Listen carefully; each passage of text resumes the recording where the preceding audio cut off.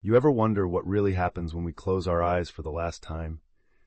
You ever feel that quiet restlessness, that almost forbidden curiosity about what lies on the other side of life? If you're watching this video, maybe you've already felt the weight of time. Maybe you live every day missing someone or with the certainty that our days are finite. Maybe, like many, you're looking not just for answers but for comfort, a word, a look, a hope that there is something beyond the silence. Before we continue, I want to ask you for something simple yet powerful. Like this video, subscribe to the channel, and leave in the comments your biggest question or feeling about the topic. Your participation is what turns this conversation into a true meeting of souls, and it might be the relief or insight someone else is looking for. Together, we create a network of support and reflection. Today, we are going to dive into one of the greatest mysteries of existence: what happens after death? And don't worry, there's no room here for sensationalism or ready-made answers. Our path will be about listening, about being open, and about sincerely seeking understanding. It is a path inspired by the accounts of Edgar Cayce, one of the most studied mediums of the last century, whose messages calmed, comforted, and changed the lives of thousands. Imagine for a moment being able to hear the accounts of those who say they have crossed over the border of the unknown, of those who in a state of expanded awareness brought back not only answers, but also hope. Wouldn't it be comforting to know that even in the face of the end, there is beauty, meaning, and continuity? Few people know this, but there is a collection of Edgar Cayce's reports that was rarely shared with the general public. They are records kept safe and rescued by scholars, offering a calm and deeply human view of the moment of death. Cayce, known as the Sleeping Prophet, wasn't just a medium. He was someone who dedicated his life to easing people's anguish in the face of the unknown, using his own sensitivity to connect worlds. What makes this account so special? First of all, it is Cayce's credibility. He wasn't seeking fame, he didn't charge for his sessions, and above all, he maintained an unwavering respect for the pain of others. His messages are not threats or empty promises, but vivid, detailed descriptions, almost like affectionate letters sent from a place where no one else can go. And it is exactly that comforting tone that makes all the difference. Cayce didn't talk about an end, but about a passage. He didn't talk about loss, but about reunion. His words, recovered by researchers and family members, bring a kind of peace that is hard to explain but easy to feel. And it is that peace that I want to share with you now. Get ready. In the next few minutes, we are going to walk through fear, the unknown, and doubt together. We are going to listen, with respect and curiosity, to what Cayce described about the experience of dying, and maybe find a new meaning for our own lives. Imagine lying down, calm, as if giving in to sleep after a long day. Cayce describes the moment of death not as a break, but as a peaceful falling asleep. There is no pain, no anguish, just a feeling of lightness, as if the physical body were slowly drifting away while the consciousness remains awake, alert, curious. It is like waking up from a deep dream. You remember who you are, you feel whole, but you notice that something has changed. There is no confusion, no despair, only a feeling of continuity, that existence did not end. It just changed dimension. Many who have had near-death experiences say the same thing. No suffering at all, and the amazement of realizing that, in some way, they are still alive. Cayce emphasized that the fear we feel is almost always a fear of the unknown. But at the moment of crossing over, that fear dissolves. What remains is a calm clarity, a certainty that we are not lonely, not lost. Have you ever imagined what it would be like to experience death without pain, without anguish, just as a gentle change of state? How would it be to cross that threshold with serenity? Right after the transition, Cayce describes a fascinating phenomenon: reviewing your own life. It is not like a trial or a punitive judgment. It is more like watching an old movie, only now you feel everything all over again, but in a different way. You not only remember your great moments, but you deeply feel the impact of your words and actions on others.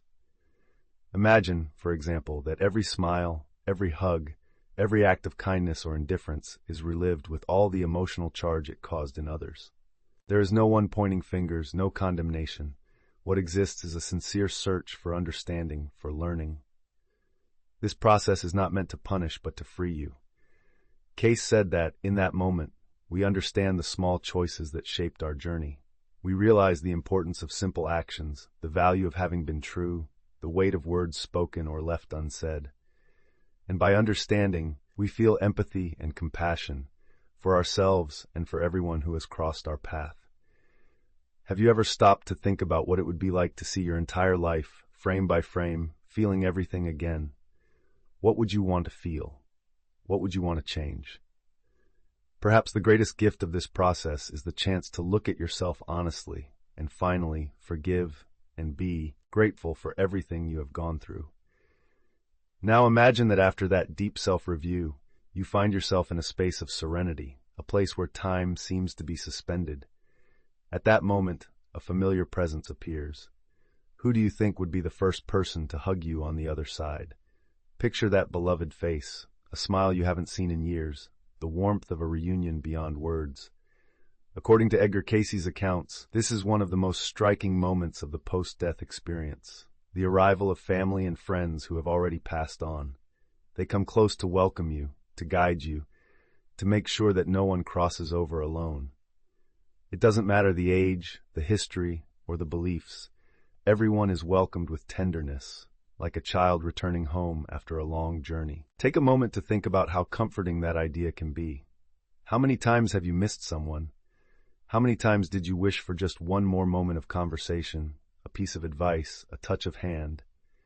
Cayce describes that reunion as an embrace from soul to soul, without hurry, without demands, just pure presence. These presences are there not to judge, but to support. They form a real network of spiritual support, ready to help the newly arrived soul find its way, understand the new environment, not to get lost. And for those who have lost many along the way, the certainty that no one leaves alone can be a powerful balm. It may be the silent answer for nights filled with longing and absence.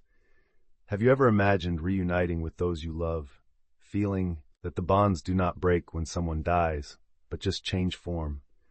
What would you like to say if you had that new opportunity to meet again? Now imagine that this reunion is never rushed. In the spiritual realm, time doesn't follow the rules of a clock. Edgar Cayce describes time on the other side as something elastic, almost non-existent. There is no yesterday, today, or tomorrow. Everything mixes into a continuous present, where experiences are lived deeply, without anxiety. In this new time, the soul is invited to continue learning, reflecting, and growing. The process does not end with death. On the contrary, it opens up new possibilities. It is as if life continues, just from another perspective, broader, freer, more connected to everything. Many accounts point to the possibility that those who have passed away remain present in a subtle way. Have you ever felt that a loved one is nearby, in a smell, a song, a dream, or even in a silent piece of advice during a tough moment? According to Cayce, that is not an illusion. It is real. The bonds of love do not break. They transform into a subtle presence that accompanies and inspires those who remain. And more, the soul can choose to help those still alive, sending intuitions, comfort energies, almost imperceptible signs that are deeply transformative. The cycle of existence expands, and the search for meaning and evolution continues, now on another level. Have you ever stopped to think that time on the other side is not a prison but a freedom? That evolution never ends and only keeps expanding? What would you like to learn if you had all the time in the world to grow? And with all that in mind, a fundamental question arises. How can we prepare for this moment? How can we ensure a smoother, lighter, more serene passage? Edgar Cayce was clear. Preparation is not done through grand gestures or complicated rituals, but through simple, genuine, everyday attitudes. Inner peace is built day by day, in the constant practice of forgiveness, forgiving yourself and others. It is in being grateful for the experiences you have lived, even the difficult ones, that your soul grows stronger. Forgiving is not about forgetting, but about freeing yourself from the weight of the past. Being grateful is not about denying the pain, but about recognizing that every moment contributed to who you are today. Cayce suggested very practical practices: saying sorry before sleeping, offering a sincere thanks for life, a gesture of reconciliation with someone far away. Small actions, small gestures that, accumulated, build a bridge of serenity between today and tomorrow. Have you ever wondered what is left unresolved? Is there a word that remains unspoken, a hug that was never given, some hurt that still lingers? Make the most of the time you have. Do not let the unspoken turn into regret. This inner preparation is the greatest gift you can give yourself and to those you love. Maybe now you are asking yourself, but what if I don't believe in any of this? What if my faith is different or perhaps non-existent? Edgar Cayce was always clear. What happens after death does not depend on belief, religion, or dogma. It is a natural process, as real as being born, growing up, and aging. What changes, according to him, is not the destiny but the experience. Imagine two people crossing the same portal, one full of fear and the other full of serenity. Both reach the other side, but each one feels, lives, and understands it in their own way. Fear can make everything more confusing, more drawn out, more heavy. Acceptance, on the other hand, brings lightness, clarity, even joy. The secret is not in believing, but in living each day with awareness, with honesty, with openness to the mystery. And that is exactly why we need to talk about death, especially with those who already feel its approach. Not to fuel panic, but to dissolve taboos, to allow life to be lived fully until the very last moment. Talking about the end is, paradoxically, the best way to appreciate the now. It is an invitation to maturity, to accept what we cannot control. Have you ever had an honest conversation about death with someone you love? Have you noticed that by naming fear it loses its power? How about opening up that dialogue with someone who needs it most, offering them listening and support instead of silence and solitude? Demystifying fear is an act of courage and love, first for yourself, then for the world. If life never ends and love never disappears, then what remains is purpose. Edgar Cayce talked a lot about that. Every existence, no matter how simple it may seem, has a mission.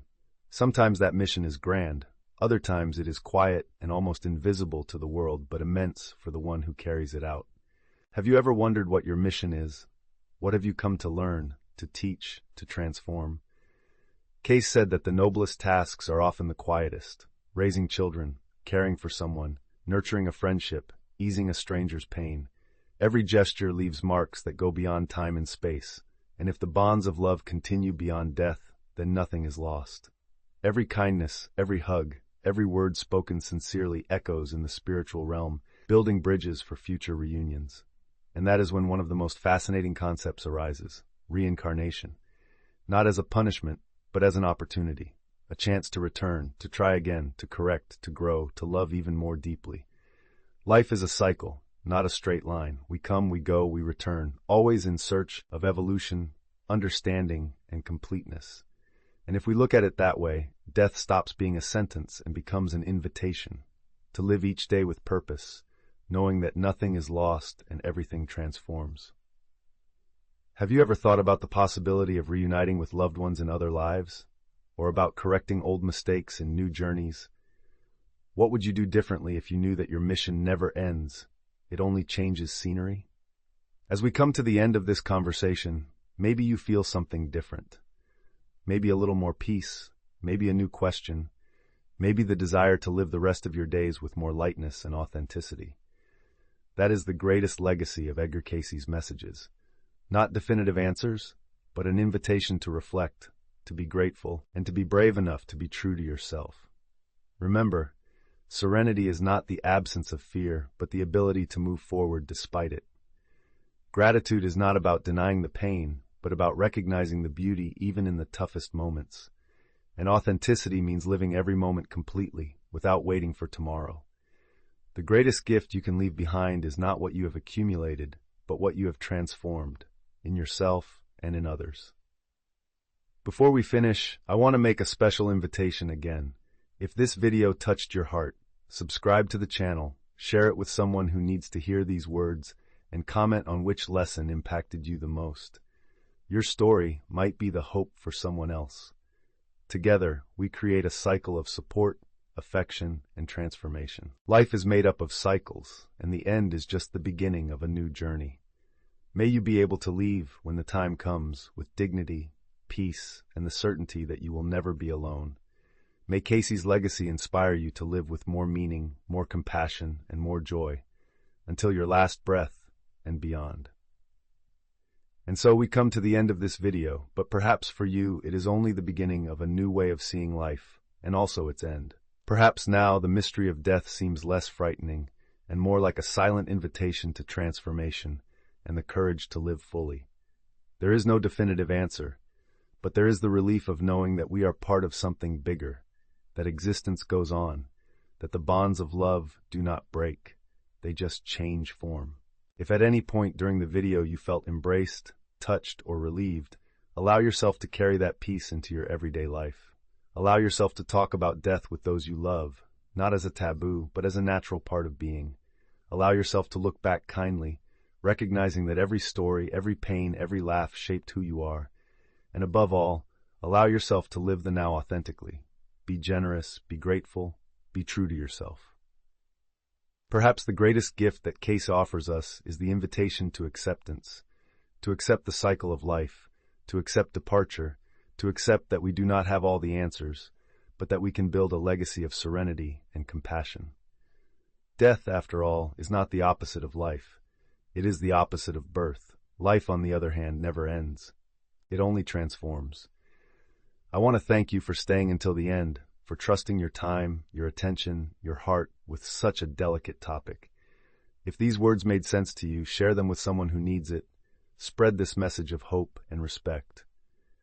And remember, every story shared here in the comments is a beacon for someone navigating dark nights of doubt and fear.